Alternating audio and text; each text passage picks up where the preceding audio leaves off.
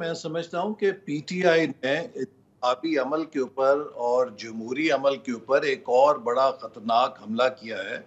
उन्होंने जो election commission की तरफ से रिटर्निंग ऑफिसर्स की तैनाती के नोटिफिकेशन को अदलिया में जाके सस्पेंड करवाया है, इसका मतलब ही यह है कि इलेक्शन शेड्यूल जारी ना हो सके। ये एक बड़ा सोचा समझा पीटीआई का हमला है इलेक्शन को रुकवाने के लिए, और मैं समझता हूं कि वो मुख्तलिफ हीले बहानों से इलेक्शन से फरार चाह रहे हैं, क्योंकि उनको नजर आ रहा है कि वो इंतखाबात में शिकस्त से दो चार होंगे और वो उस सुबकी से बचने के लिए चाहते हैं कि इलेक्शनों को इल्तवा में डाल के मुल्क के अंदर वो बहरान पैदा करें, मुल्क के अंदर अफरा तफरी पैदा करें। असल में सूरत हाल ये है कि 90% के करीब पीटीआई के एमएनएज और एमपीएज उसको छोड़ चुके हैं और पीटीआई को कैंडिडेट्स तलाश करने में दुश्वारी हो रही है।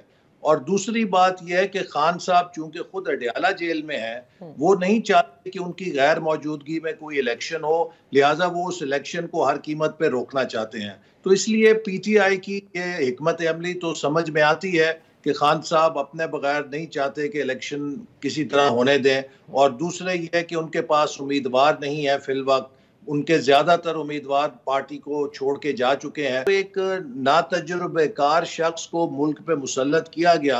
अब आप देखें ना, जिस शख्स ने कभी गाड़ी ना चलाई हो उसको आप गाड़ी की सीट पे बिठा दें, स्टीयरिंग पे, तो वो एक्सीडेंट ही करेगा ना, वो गाड़ी को मंजिल पे तो नहीं ले जा सकता।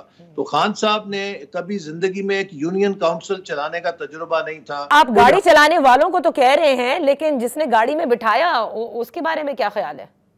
जी, मैं समझता हूं कि वो बराबर के मुजरिम हैं। वो जनरल्स और वो जजेस के जो साजिश में शरीक थे, वो मुल्क और कौम के और 24 करोड़ अवाम के मुजरिम हैं, चूंकि उन्होंने कौम से उम्मीद छीन के कौम को खौफ दिया, नाउमीदी दी, भूख दी, नंग दिया, बेरोजगारी दी, गुर्बत दी, महंगाई दी।